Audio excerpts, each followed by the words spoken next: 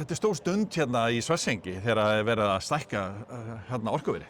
Já, þetta góður dagur. Þetta mikilvægur áfangi í sögu HS Orku og jarðhita sögunni. Þetta svona þetta mikilvæg stækkun sem þarna komin inn á kerfið og HS Orku þetta heldur á mjög stórum og mikilvægum virkjunarkostum í rammaáætlun og mikilvægt að þau sýni þetta frumkvæði.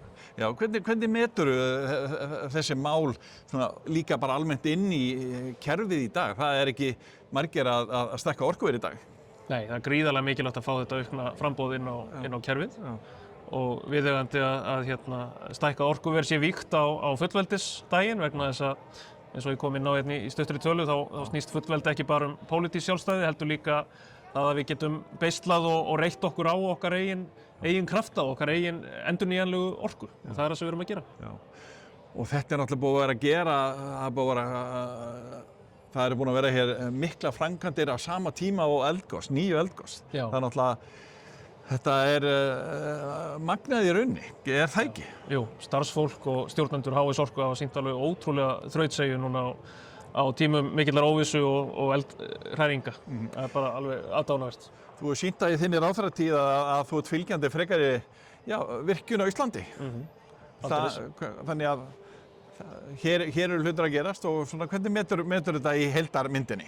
Já, það mikið í pípunum í eldvörpum, Krýsuvík og heilmikið í gangi og ríkisstjórn Kristrúnar Frostadóttur hefur auðvitað mjög mikla trú á jarðvarmanum og jarðhita nýtingu almennt. Þess vegna erum við núna búin að fara í stærsta jarðhita átak ríkisins á þessari öld. Þess vegna erum við að einfalda regluverk þegar kemur að jarðborunum.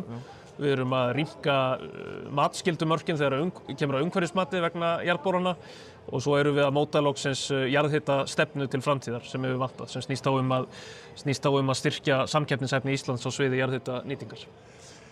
Það hafa komið upp svona umræða það hversu mikilvægt það hafi verið að byggja þessa varnargarða og menn hafa jafnvel haft misjafnar skoðanir af því. Það sýndi sér kannski sannarlega að hversu mikilvægir þeir hafa verið.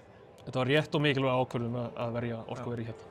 Það skiptir gríðarlegu máli. Já. Þannig ertu svona bjartsýnn á þegar þú horfir yfir orkumálin almennt víðar á landið finnst þér hlutir vera að gerast? Já, ég mjög bjartsýnn á framtíðina og núna í morgun voru einmitt Landsnet, Umhverfis Orkustofnun og Raforkueftirlitið að kynna í fyrsta skipti sameiginlega orkuspá til ársins 2050. Já. Og þar að dregið mjög vel fram hvernig við höfum í raun alla burði til þess að ná bara þokkalegu jafnvægi milli framboðs og eftirspurnar á raforkumarkaði. En þá þurfum við að halda vel á spöðunum, þá þurfum við að klára rammatillögurnar sem ég hef komið með inn í þingið, þá þurfum við að halda áfram að einfalda regluverk og ryðja burt hindrunum. Þetta allt í góðum farvegi.